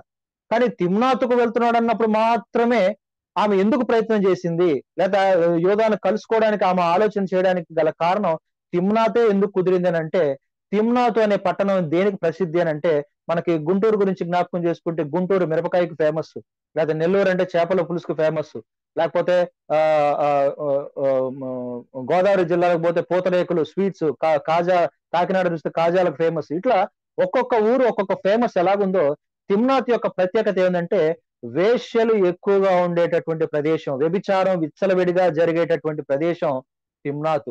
అయితే అలాంటి తిమ్నాతుకు వెళ్తే అంటే తను ఏమనుకుందనంటే ఆ వేరే ఎక్కడికి పోయినా సరే మా మామ నన్ను గుర్తుపడతాడు, నాకున్న పరిస్థితి తెలిసిపోతుంది, ఎలా ఉన్నా నన్ను గుర్తుపడతాడు. కానీ తిమ్నాతుకు పోతే అనేక మంది వేశ్యలలో నన్ను కూడా ఒక వేశ్య అని అనుకుంటాడని తిమ్నాతుకు వెళ్తున్నాడు అనగానే వెంటనే ఆమె రెడీ అయిపోయింది ఆమెని కలుసుకోవడానికి. ఆమె ఎవరో తెలియకుండా కలుసుకోవడానికి ఆడికి రెడీ అంటే తిమ్నాత్ ఎలాంటి పట్టణమో మనకు అర్థమైపోతుంది. తిమ్నాత్ అనగానే వేశ్యలకు లేదా వ్యభిచారానికి ప్రసిద్ధి చెందినటువంటి పట్టణం. అట్లాంటి పట్టణానికి సంసోను వెళ్తున్నాడు. అయితే ఆ సంసోను వెళ్తున్నప్పుడు అయ్యా నువ్వు ఆడికి వెళ్తున్నావు, నువ్వు ఫలానా ఒక స్త్రీని చూసావు, మోహించావు, కావాలనుకుంటున్నావు, కానీ ఆ ఫిలిస్తీన్లు ఎలాంటి వారు, ఆ పట్టణస్తులు ఎలాంటి వారు, వాళ్ళు ఎలాంటి పరిస్థితులని ముందుగా ఒక హింట్ ఇచ్చాడు. ఏమనంటే కొదమ సింహాన్ని పంపించాడు. అయ్యా కొదమ సింహం మంచి యవ్వనంలో ఉన్న పరిస్థితులు, నేను బ్రతకనివ్వరు, నేను చీల్చివేస్తారు అని చెప్పి ఒక హింట్ లాగా ఒక సిగ్నల్ ఇచ్చినట్టుగా ముందుగా దేవుడు ఒక సిగ్నల్ సైన్ ఇచ్చాడు సంసోనికి. అయితే సంసోనికి ఎందుకు పంపించాడు సింహాన్ని అర్థం కాలేదు, కానీ దాన్ని మేకపిల్లని చీల్చినట్టు అంటే ఆ ఇచ్చినటువంటి సూచనను కూడా వదిలేశాడు, అంటే దాన్ని పెద్ద పట్టించుకోలేదు, వేరే వేరే దృష్టితో ఆలోచన చేశాడు. కాబట్టి దేవుని ఉద్దేశం అర్థం కాలేదు. మన జీవితాల్లో కూడా దేవుడు చాలాసార్లు చాలా సూచనలు ఇస్తూ ఉంటాడు, మనం చాలాసార్లు పట్టించుకోం, అర్థం కాదు కూడా మనకి. ఎందుకంటే మన ఆలోచన మన విధానం అంతా ఒక లోక సంబంధమైన ఆలోచనలోనే ఉంటుంది తప్ప దేవుని దైవ సంబంధమైనటువంటి ఆలోచన, దైవ సంబంధమైన సూచనలు మనకు అర్థం కాదు చాలాసార్లు.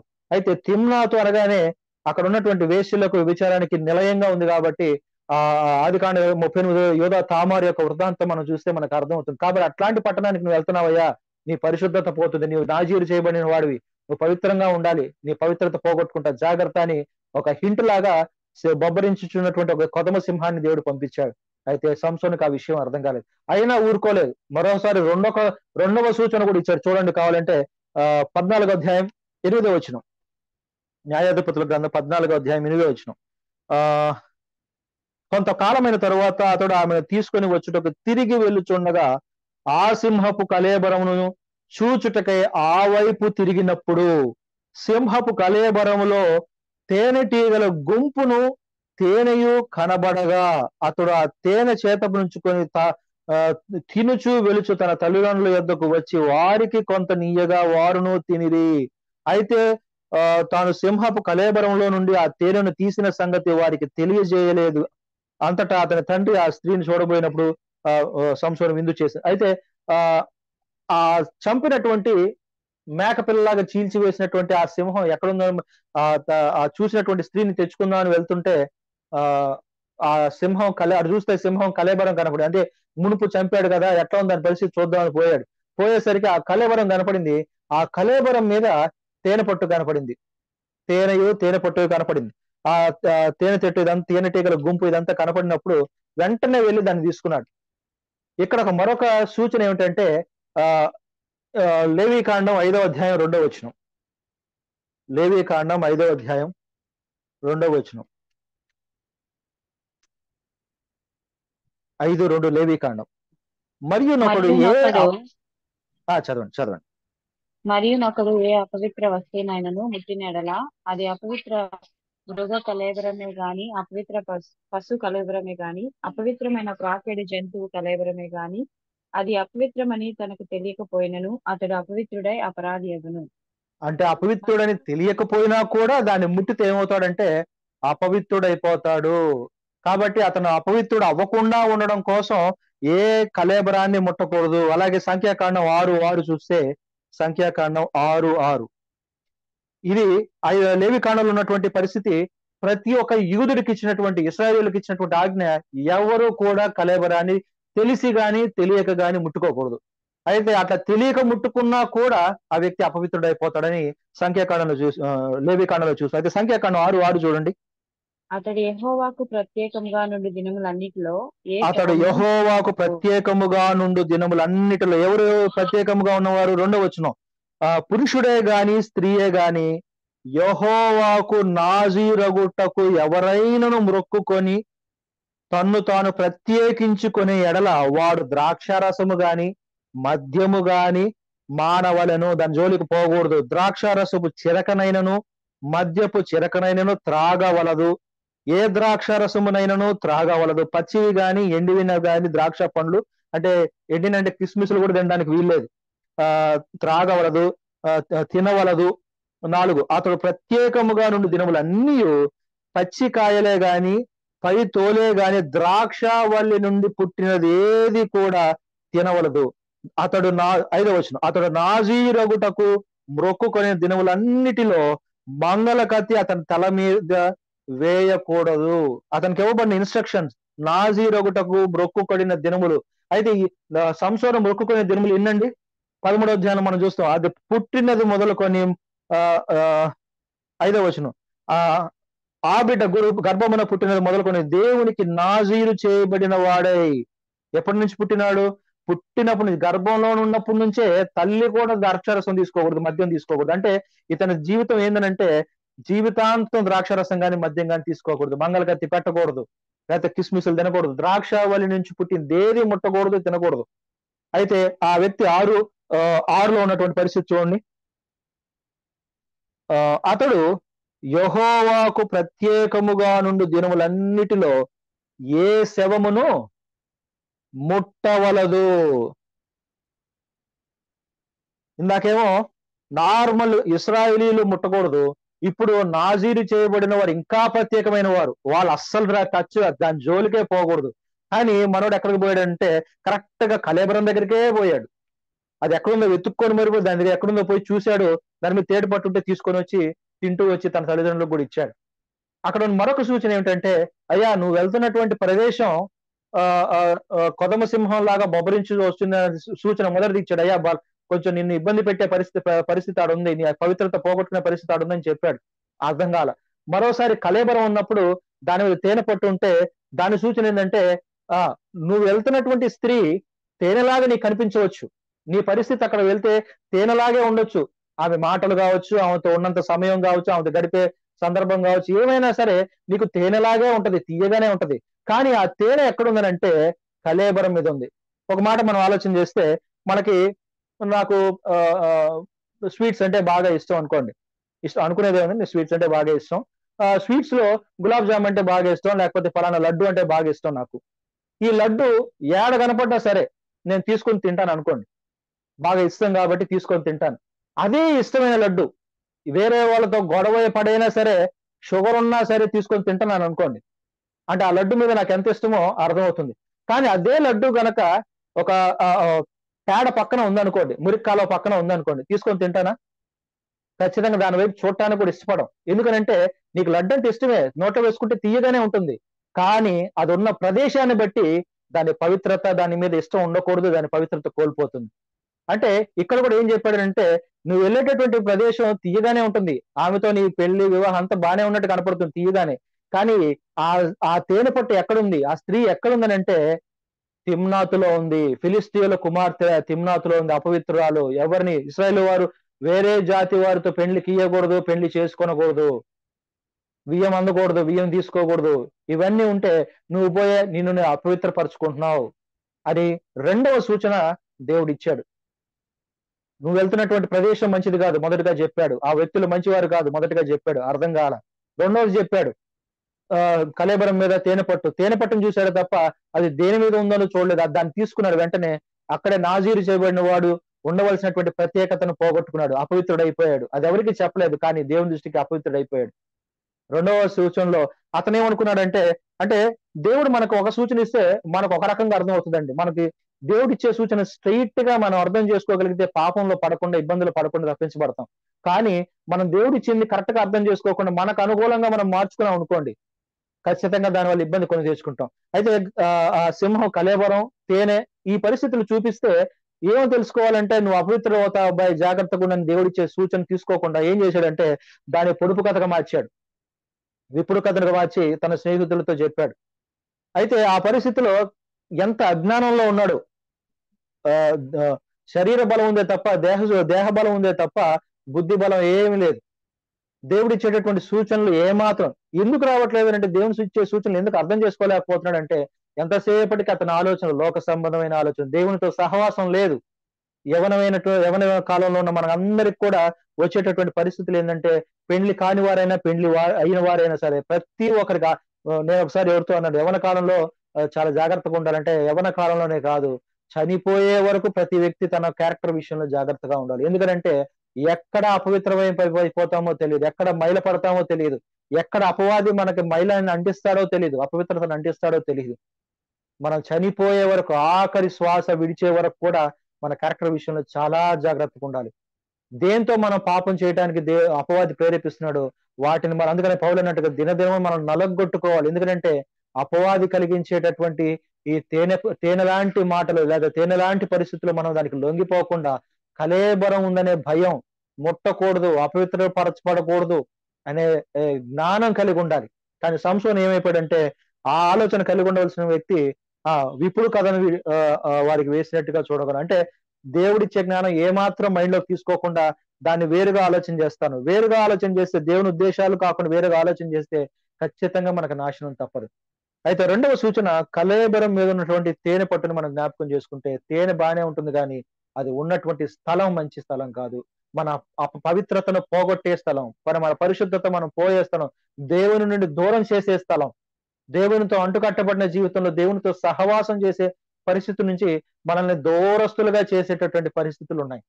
మనం ప్రతిసారి మనం జ్ఞాపకం చేసుకోవాల్సింది ఏంటంటే, కొంతమంది మనం స్నేహితులు ఉంటారు, నువ్వు మందు తాగాల్సిన అవసరం లేదు, జస్ట్ అట్టుండు పక్కనే, నీకు కూల్ డ్రింక్ ఇస్తాం, నువ్వు పక్కనే ఉండు, నువ్వు మందు తాగాల్సిన పని లేదని అంటారు. అసలు మందు తాగే వాళ్ళతో మనం కూల్ డ్రింక్ కూడా తాగాల్సిన అవసరం లేదు. ఎందుకంటే తాటి చెట్టు కింద కూర్చొని మజ్జిగ తాగినా కూడా ఏమనుకుంటారు జనం, ఖచ్చితంగా మజ్జిగ తాగుతున్నాను మాత్రం ఎప్పటికీ అనుకోరు. ఎలాంటి పరిస్థితిలో ఉన్నా మనం నిజం చెప్పినా, ప్రూవ్ చేయాలని చూసినా కూడా మన వైపు చూసే చూపు ఒకలాగే వేరుగా ఉంటుంది. ఎందుకంటే మనం ఉన్నటువంటి స్థలం అలాంటి స్థలం. మనం ఎంత మంచి వారమైనా, ఎంత నిగ్రహం కలిగిన వారమైనా, ఎంత పరిశుద్ధాత్మ మనలో బలంగా ఉండి ఆయన కార్యాలు జరిగిస్తున్న వారమైనా, వాక్యం బోధిస్తున్న వారమైనా, మనం ఉండకూడని స్థలంలో మనం ఉంటే తెలియకుండానే అపవాదికి మనం చోటిచ్చినట్టు అవుతాం. ఒక చిన్న చోటిస్తే మొత్తం వాడు వచ్చి మొత్తం ఆక్యుపై చేస్తాడు, మొత్తం ఆక్రమించుకుంటాడు, మన జీవితాన్ని దేవునికి కాకుండా చేస్తాడు, దేవునికి నచ్చినట్టుగా ఉంచడు, కలిపి చెరుపుతాడు, మొత్తం నాశనం చేస్తాడు. మన హృదయంలో మరికొన్ని ఆత్మలు తీసుకొని వచ్చి, మరికొన్ని చెడ్డ దయ్యాలు తీసుకొని వచ్చి మనలో నింపుతాడు. కాబట్టి దేవుడు పాపంలో పడకుండా సంసోనికి ఇచ్చినటువంటి రెండవ సూచన. మూడవ సూచన మనం జ్ఞాపకం చేసుకుంటే, పొడుపు కథను వారి మీదకి ఇచ్చాడు. 14 నుంచి చూస్తే 18లో దాని సమాధానం వస్తుంది. 14 నుంచి పొడుపు కథ ఇస్తే 15, 16, 17లో చూస్తే దానికి సంబంధించినటువంటి పొడుపు కథ భార్య ద్వారా ఆ తన స్నేహితులు తెలిసినట్టుగా చూడగలం. ఇక్కడ భార్య ఎంతసేపటికి ఆ ఆ స్నేహితులు వాళ్ళు వచ్చి అడిగారు, నువ్వు గనక మాకు అవన్నీ చెప్పకపోతే నిన్ను, నీ తండ్రి ఇంటిని మొత్తాన్ని కాల్చి వేస్తాం, అగ్నిలో వేసేస్తాం అని అన్నారు. అన్నప్పుడు సాధారణంగా బయట వాళ్ళు ఎవరన్నా వచ్చి మనల్ని ఏమైనా అంటే, లేకపోతే మనం ఒక ఎగ్జాంపుల్ తీసుకుంటే మన బిడ్డలు ఉన్నారు, ఏదన్నా బయట వాళ్ళు ఎవరైనా ఏమైనా అన్నారంటే వెంటనే ఎవరికి వచ్చి చెప్తారండి మన బిడ్డలు? ఖచ్చితంగా మన తల్లిదండ్రులకి, లేకపోతే మన పెద్దవాళ్ళ ఇంట్లో వారికి చెప్తారు. ఎందుకంటే మన ఇంట్లో వారి దగ్గర మనకి రక్షణ ఉంది, సెక్యూరిటీ ఉంది, లేకపోతే బయట నుంచి వచ్చేటట్టు ఆపద నుంచి రక్షించడానికి నా తల్లిదండ్రులు, నా వారు సురక్షితంగా మనల్ని ఉంచగలరు అనే నమ్మకం ఉంది కాబట్టి. కానీ అపవాది నుండి లేదా లోకం నుంచి మనకి ప్రాబ్లం ఏదైనా వచ్చినప్పుడు మనం ఎవరి దగ్గరికి రావాలంటే బలవంతుడైనటువంటి మన దేవుని యొద్దకు రావాలి.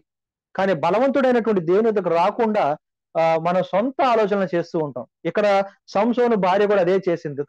సంసోను స్నేహితులుగా 30 మందిని ఉంటే వారు నీ ఇంటిని లేకపోతే నీ తండ్రి ఇంటిని మొత్తాన్ని కాల్చివేస్తాం, ఇప్పుడు కదా భావం మాకు చెప్పు అని అంటే ఆమె విసిగించి విసిగించి విసిగించి ఆఖరి రోజున దాని భావం తెలుసుకుంది, వారికి చెప్పింది. అయితే ఇక్కడ ఆమె ఎవరికి సపోర్ట్ చేస్తుందంటే భర్తకు సపోర్ట్ చేయకుండా తన జనులకు సపోర్ట్ చేస్తుంది. అంటే పేరుకి భర్త ఈయనే గాని తన హృదయంలో ఎక్కడా కూడా తన భర్త మీద ఆధారపడినట్టు కానీ లేదా తన భర్త దగ్గర మొదటిగా తన భర్త దగ్గర విచారించడం కానీ ఇవన్నీ ఏమి లేదు.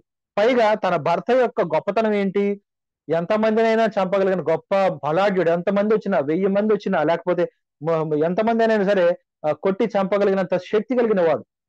ఆ శక్తి కలిగిన వాడి దగ్గరికి వచ్చి చెప్తే ఆ 30 మంది ఏమీ చేయలేరు.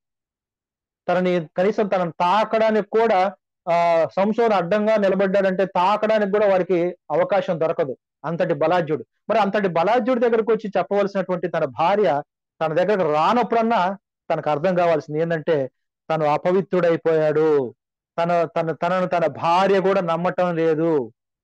మరి తనకు అప్పుడన్నా అర్థం కావాలి. ఇంకా చెప్పాలంటే 13వ అధ్యాయంలో చూస్తే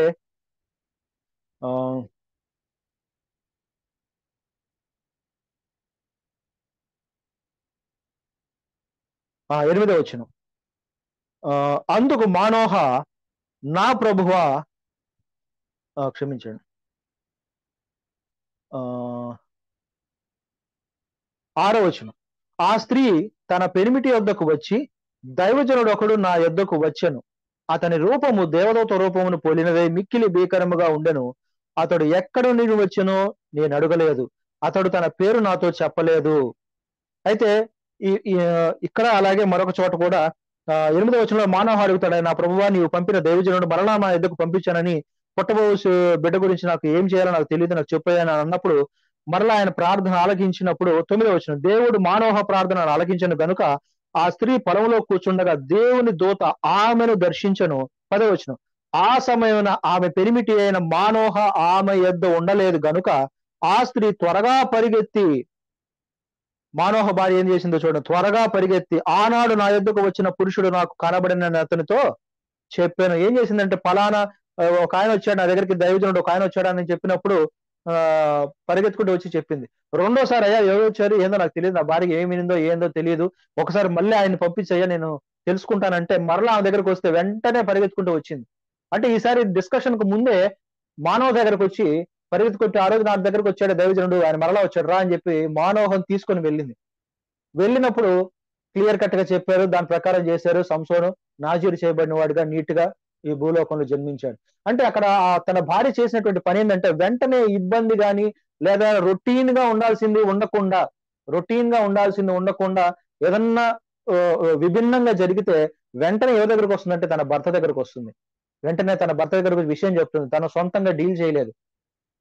ఇదే సిచ్యుయేషన్ మనం జ్ఞాపకం చేసుకుంటే ఆదికాండముల గ్రంథంలో హవ్వ దగ్గరికి అపవాది సర్పరూపంలో వచ్చినప్పుడు మాట్లాడుతున్నప్పుడు ఇంతకుముందు కూడా మనం ధ్యానం చేసాం. మాట్లాడుతున్నప్పుడు వెంటనే ఆమె అక్కడే ఉండి ఆ అపవాదితో డిస్కషన్ పెట్టడం మొదలుపెట్టింది. వెంటనే ఎక్కడికి రావాలండి? ఆదాం దగ్గరికి రావాలి. ఏ జంతువు మాట్లాడలేదు, ఇలా ఏదో సర్పం మాట్లాడుతుందయ్యా అని వెంటనే ఆదాం దగ్గరకు రావాల్సినటువంటి అవ్వ ఆదాం దగ్గరకు రాకుండా సర్పంతో ముచ్చట్లు పెట్టుకుంది. కానీ మానవ భార్య మాత్రం కరెక్ట్ గా ఆయన దగ్గర వెంటనే తీసుకొని వచ్చింది.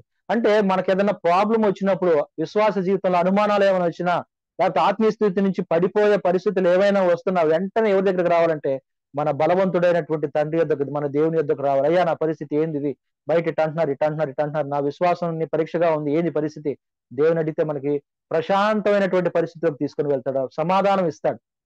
కానీ మన సొంత ఆలోచనలకు పోయి దేవుని ఉద్దేశం ఏంటో తెలుసుకోకుండా సొంత ఆలోచనలకు పోతే తీరని నష్టం మనం చూస్తాం. ఇక్కడ సంసోను భార్య కూడా భర్తకు చెప్పాల్సినటువంటి పరిస్థితి కాకుండా సొంత ఆలోచన చేసి భర్తనే ఇబ్బంది పెట్టి భర్త దగ్గర నుంచి సీక్రెట్ తెలుసుకొని పరాయి వాళ్ళకి ఇస్తుంది. ఈ రోజుల్లో చాలా మంది మనకు కనపడుతుంటారు ఇట్లాంటి వారు. ఇంట్లో గుట్టు తీసుకెళ్లి బజార్లో పెట్టేవాళ్ళు కనపడతారు, బయట వారికి ఉప్పందించేవారు, శత్రువులకి జుట్టందించేవారు చాలా మంది మనకు కనపడుతూ ఉంటారు. మనలో ఉన్నటువంటి పరిస్థితులు తీసుకెళ్లి శత్రువులకు అప్పగించేవారు కనపడతారు. ఇలాంటప్పుడన్నా సంసోనుకు అర్థం కావాలా, నిజంగా నా జొరియా పట్టణం వదిలేసి తిమ్నాతుకు వెళ్ళాను, అక్కడ ఒక స్త్రీని చూశాను, మోహించాను, ఆమె నాకు కావాలని కోరుకున్నాను, కానీ ఆమె వల్ల నాకు సంతోషం లేదు, నా పవిత్రత పోతుంది, ఆ ముందు వచ్చినటువంటి ఆ పరిస్థితులు, ఆ సూచనలు గుర్తు చేసుకోలేదు. నేను గమనించలేదు. అప్పటికన్నా అర్థం కావాలి. నీవు నా అక్కడ మాట అంటారు చూడండి. 18 ఆఖరిలో, నా దూడతో దున్నకపోయిన ఎడల నా విప్పుడు కథను విప్పలేకయుందని వారితో చెప్పెను. ఆ మాట చూస్తూ ఉంటే నిజంగా అతనికి తెలుసు. వారి స్నేహితులుగా ఉన్నవారు ఏం చేశారో అతనికి తెలుసు. అంటే స్నేహితులే తన భార్య దగ్గరకు వచ్చి తనను మోసపుచ్చడానికి, లేకపోతే తన మీద గెలవడానికి తన భార్యనే ఉపయోగించుకున్నారన్న సంగతి తెలిసి కూడా ఇంకా జ్ఞానం తెచ్చుకోలేనటువంటి పరిస్థితి. ఆ సూచన తెలిసి కూడా ఇంకా జ్ఞానం తెచ్చుకోలేనటువంటి పరిస్థితి. అయితే ఈ 3 విషయాలు మనం జ్ఞాపకం చేసుకున్నప్పుడు సంసోనుకి దేవుడు అనేక సూచనలు ఇచ్చాడు. ఆ సూచనలో అతను పాపంలో పడకుండా ఉండడానికి సూచనలు ఇచ్చాడు. అయినా సంసోను గుర్తెరగలేదు. ఆ పాపంలో పడిపోయాడు.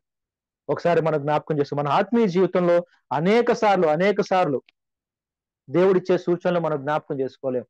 దేవుడిచ్చేటటువంటి పరిస్థితులు జ్ఞాపకం చేసుకో. చిన్న సంఘటన జ్ఞాపకం చేసి నేను ముగించాలనుకున్నాను. ఇట్లాగే ఒక ఒక ఒక ఒక స్త్రీ గురించినటువంటి వివరాలు ఈ న్యూస్ లో చూడటం జరిగింది. బెంగళూరులో కొత్తగా వివాహం చేసుకున్నారు ఒక సహోదరి.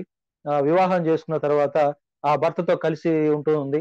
ఆ సరే, ఆమెకి ఏదో కొత్త చీర ఏదో బయటికి పోయినప్పుడు షాప్ లో ఒక చీర కనపడింది.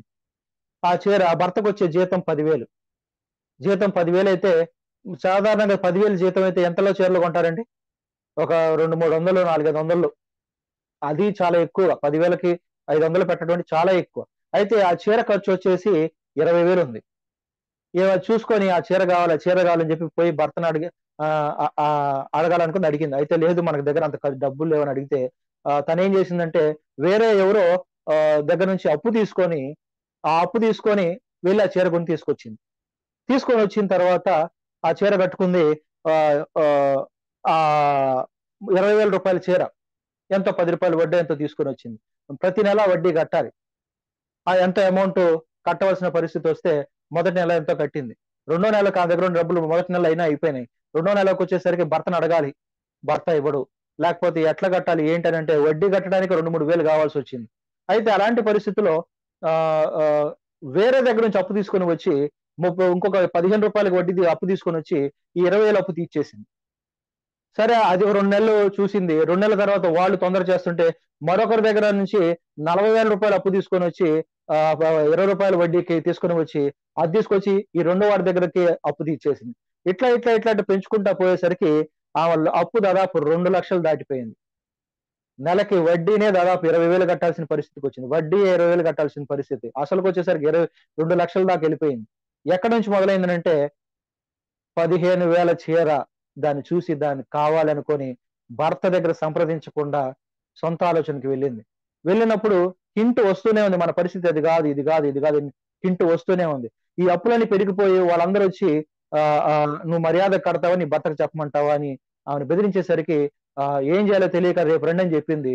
ఈ రోజుకి ఏ చీరైతే కొనుక్కుందో ఆ చీర ఫ్యాన్‌కి ఊరేసుకొని చచ్చిపోయింది.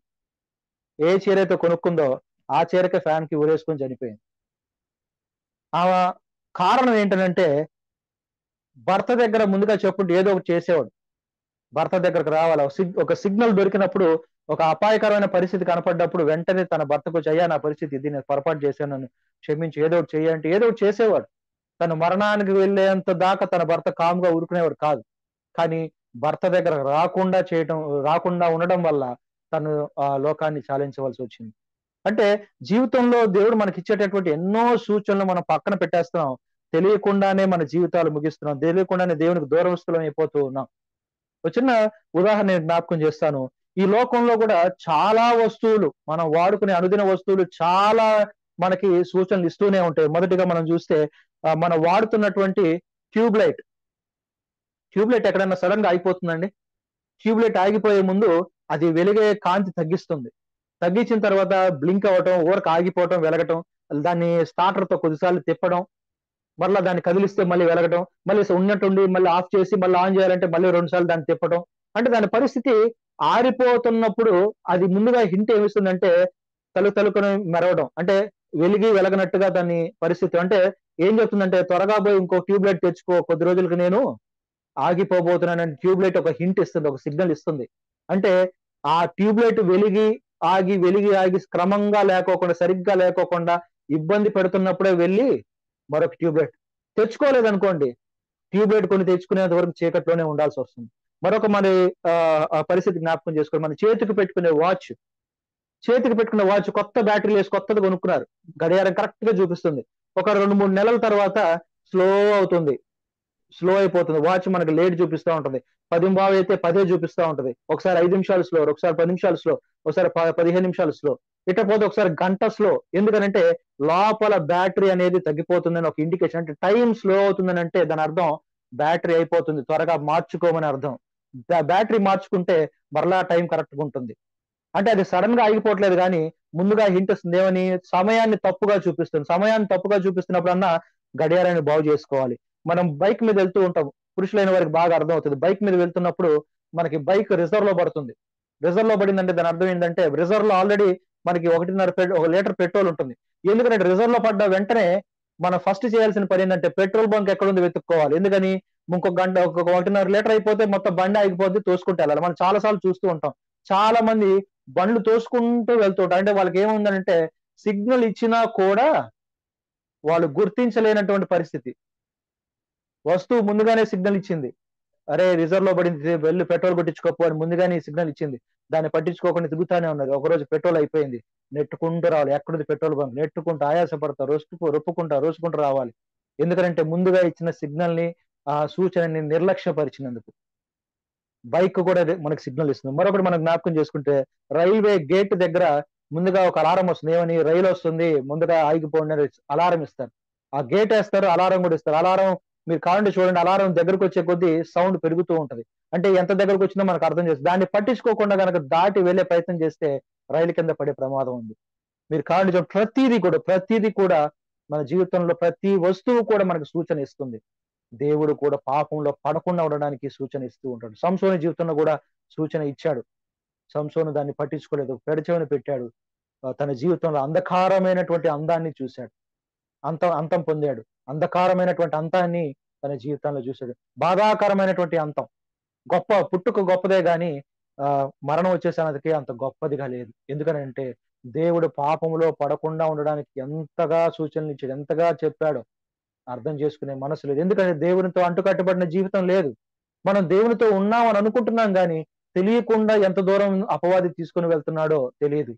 మొదట్లో చిన్నదే తర్వాత ఎంత దూరం వెళ్ళిపోతుందో మన పరీక్ష చేసుకోవాలి. విశ్వాసులుగా ఉన్నవారు, యవన కాలంలో ఉన్న మనం దేవునికి ఎంత అంటుకట్టబడి జీవితం ఉన్న ప్రతిరోజు బాహ్య పురుషుడు కృషిస్తున్నప్పటికీ అంతరంగ పురుషుడు దినదినము నూతన పరచబడాలి. కాబట్టి మన పరిస్థితి మనం జ్ఞాపకం చేసుకొని దేవుడిచ్చేటటువంటి సూచనలు మనం గుర్తెరిగితే పాపంలో పడకుండా దేవుడు ఎప్పుడు మనల్ని రక్షించడానికి, కాపాడడానికి దేవుడు ఎప్పుడు సూచనలు ఇస్తూ ఉంటాడు. ఆ సూచన మనం మీరితే, దాన్ని పట్టించుకోకపోతే గొప్ప నష్టాన్ని చవి చూడవలసి వస్తుంది. ఇంకా ఈ కూడికలో ఇంకా ఎవరైనా ప్రభువుని సొంత రక్షకంగా అంగీకరించకపోతే ఇదే మిక్కిలి అనుకూలమైన సమయం. అనేకమైన యాక్సిడెంట్స్, అనేకమైనటువంటి పరిస్థితులు, అనేక మంది రోగాలతో ఈ లోకాన్ని విడిచేవారిని చూస్తూ ఉన్నాం. దీపం ఉండగానే ఇల్లు చక్కబెట్టుకోండి, ఆయుష్ ఉండగానే ప్రభువుని తెలుసుకోండి. విశ్వాసులైన వారు పరిస్థితులు బాగుండగానే, దేవుడి శిక్ష మనకి మీదకి రాకముందే మనం ఎలాంటి పరిస్థితులు ఉన్నామో తెలుసుకొని, దేవుడిచ్చే సూచనలు తెలుసుకొని మన విశ్వాస జీవితాలు బాగు చేసుకోవాలని ప్రభు పేరట మనవి చేస్తున్నాం. దేవుడి మొదటి మాట మన కొరకే దీవించిన అందరికీ ప్రేమతో వందనాలు తెలియజేస్తాం.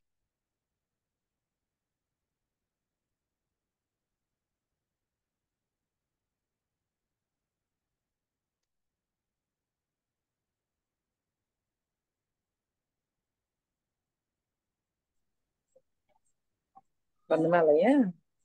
చక్కటి వాక్యం, మరి యవనస్తులకు అవసరమైనటువంటి సంగతులు మరి బోధించినందుకు దేవుని నామములో మీకు వందనాలు. సంస్థల గురించి చాలా ఈ దినాలకి అవసరమైంది. దేవుని వాక్యం ఎప్పుడు కూడా అప్డేటెడ్ కాదు. ఏ రోజుకి ఏది కావాలో అది అందించగలిగినటువంటి